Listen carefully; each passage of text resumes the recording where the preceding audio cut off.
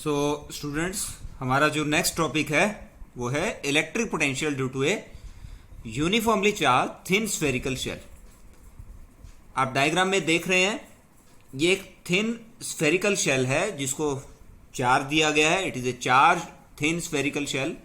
हमें इस charge thin spherical shell के कारण इलेक्ट्रिक पोटेंशियल की वैल्यू बतानी है। कहाँ पर? अलग अलग पॉइंट्स पर। At a point P outside the shell, at a point on the shell, on the surface of shell, and at a point inside the surface of shell। Shell के बाहर, शेल के ऊपर और शेल के अंदर, तीनों points पर electric potential की वैल्यू बतानी है due to a uniformly charge thin spherical shell. देखिए, इससे रिलेटेड भी क्वेश्चन कई बार एग्जाम में आ जाता है, तो इसको देखिए जरा। देखिए, सबसे पहले हम देखते हैं finding value of electric potential at a point P outside shell. बाहर कोई पॉइंट P जो कि चार्ज शेल के बाहर है, such that distance of point P from the centre of shell is small r। जैसा कि इस डायग्राम में आप देख भी रहे हैं, ये कोई पॉइंट P है जो कि इस चार्ज शेल के सेंटर से r distance, small r distance की दूरी पे। अब देखिए, ये पोटेंशियल हम कैसे निकालेंगे, इसके लिए एक्चुअली ये जो आर्टिकल हम करने जा रहे हैं, एक्चुअल में इसमें कुछ ज़्यादा मैथमेटिकल नहीं है। ये सिंपल थ्योरेटिकल एक आर्टिकल है। सिंपल एक हल्का सा लॉजिक लगा के हम इस आर्टिकल को कर लेते हैं। देखिए, फिर से बता रहा हूँ, P पॉइंट शेल के बाहर है, स्मॉल r डिस्टेंस की दूरी पे, सेंटर ऑफ शेल से स्मॉल r डिस्टेंस की दूरी पे। हमें इस पॉइंट P पर इलेक्ट्रिक पोटेंशियल की वैल्यू बतानी है। देखिए, जब हमने इलेक्ट्रिक फील्ड का आर्टिकल किया था, आपको ध्यान होगा, जब हमने इलेक्ट्रिक फील्ड का आर्टिकल किया था ड्यू टू ए, मान लीजिए चार्ज स्फेरिकल शेल है जिसको हमने कोई Q चार्ज दिया हुआ है। आपको पहली बात तो ये पता है कि जो भी चार्ज इस शेल को या किसी कंडक्टिंग स्फीयर को दिया जाता है, किसी कंडक्टिंग सॉलिड स्फीयर को या किसी स्फेरिकल शेल को जो भी चार्ज दिया जाता है, वो सारा का सारा चार्ज जिसके सरफेस पर अकुमुलेट हो जाता है। वो ना तो बाहर होता है ना अंदर होता है, पूरा का पूरा चार्ज जिसके सरफेस पर अकुमुलेट हो जाता है। आपको ध्यान होगा, हमने गॉस लॉ की सहायता से इलेक्ट्रिक फील्ड इंटेंसिटी निकाली थी at a distance r, at a distance r at some point P outside the shell.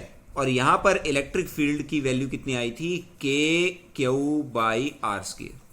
ये इलेक्ट्रिक फील्ड इंटेंसिटी की वैल्यू आई थी, KQ/r²। ओके, तो इलेक्ट्रिक फील्ड कितना है, इसको हम ऐसे लिख सकते हैं 1/4πε0 Q/r²। आपको ये बात ध्यान होगी, हमने गॉस लॉ की हेल्प ली थी और उससे हमने निकाली थी। और उससे फिर हमने, जब ये वैल्यू हमारी निकल गई थी, तो हमने कंक्लूड किया था कि ये वैल्यू वही आ रही है, ये एक्सप्रेशन वही आ रहा है जो अगर इस चार्ज Q को हम ये मान लेते हैं कि सारा का सारा चार्ज इस पूरे शेल पर ना होके बल्कि उसके सेंटर पे है।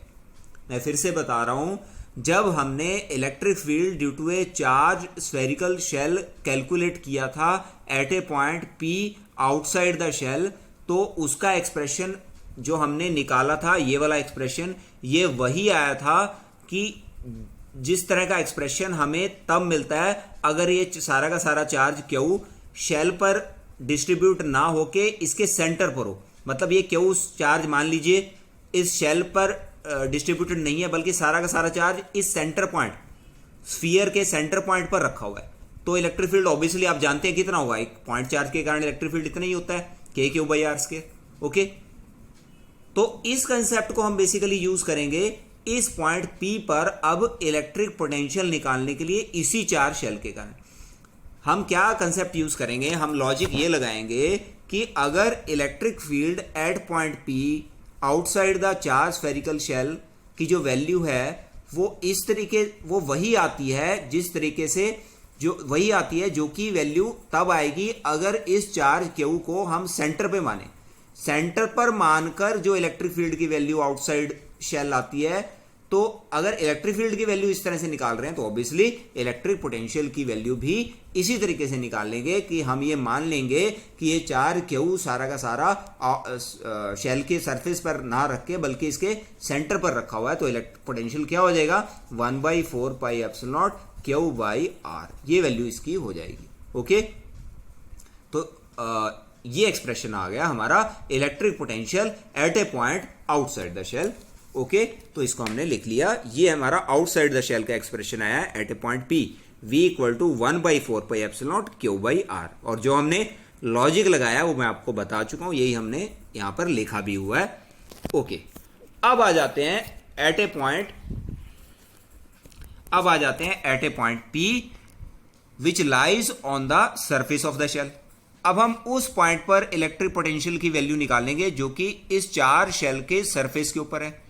जो पॉइंट इस 4 शेल के सरफेस पर है उसके लिए स्मॉल आर की वैल्यू कितनी होगी, कैपिटल आर। भाई जब अगर पॉइंट पी शेल के सरफेस पे है तो ये स्मॉल आर किसके बराबर हो गया, जो पॉइंट बाहर था वो उठ के कहां आ गया, शेल के सरफेस पे आ गया। ओके, बिल्कुल सिंपल सी बात है, ये पॉइंट देखिए पहले यहां था, अब उठ के यहां आ गया, बस इतना ही तो है। तो ऑब्वियसली हम क्या करेंगे, स्मॉल आर की जगह कैपिटल आर कर देंगे, तो v on the surface of shell कितना आ गया, Q/4 pi epsilon naught r, simple. अब हम देखते हैं value of electric potential at a point P inside the shell. इसका एक छोटा सा डायग्राम है, ये भी बना लेते हैं हम।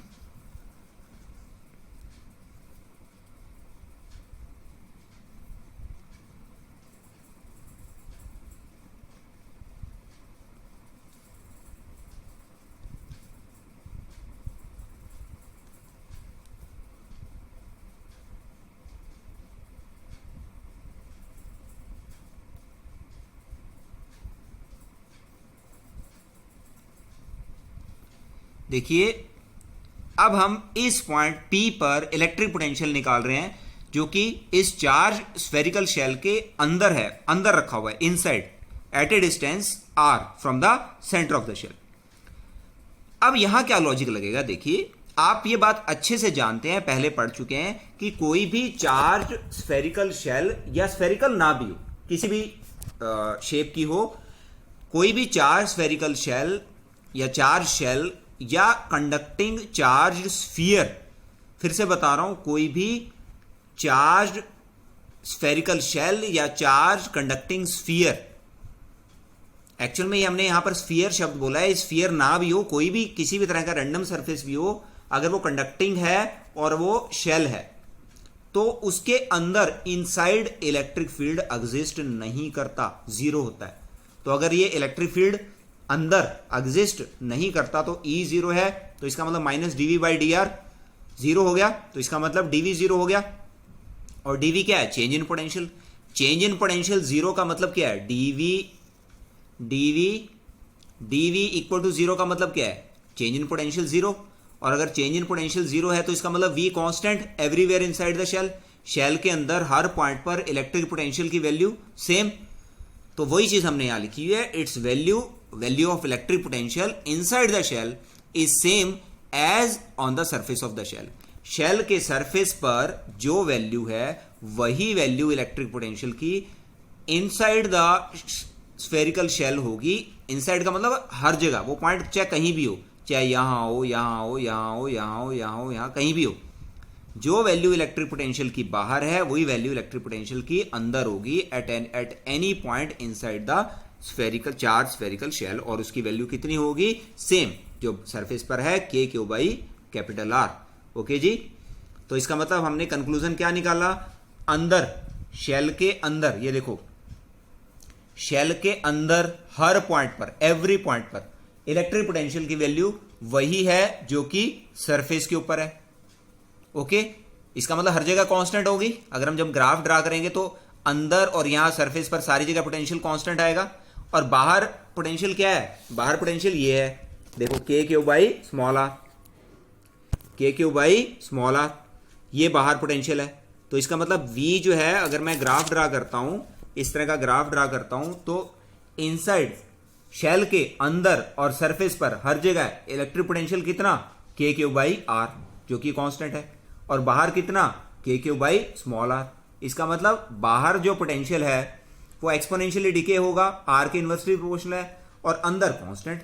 तो बस इसी चीज को हमने इस तरह से ग्राफ में दिखा दिया। When we have showing variation of electric potential with distance from the centre, ये सेंटर पॉइंट कह सकते हैं इसको, सेंटर पॉइंट है ओ, तो अंदर हर जगह इलेक्ट्रिक पोटेंशियल सेम कांस्टेंट, तो और बाहर जो पोटेंशियल है वो आर के इनवर्सली प्रोपोर्शनल है, एक्सपोनेंशियली डिके होता है। So I think this clear to you. Thank you.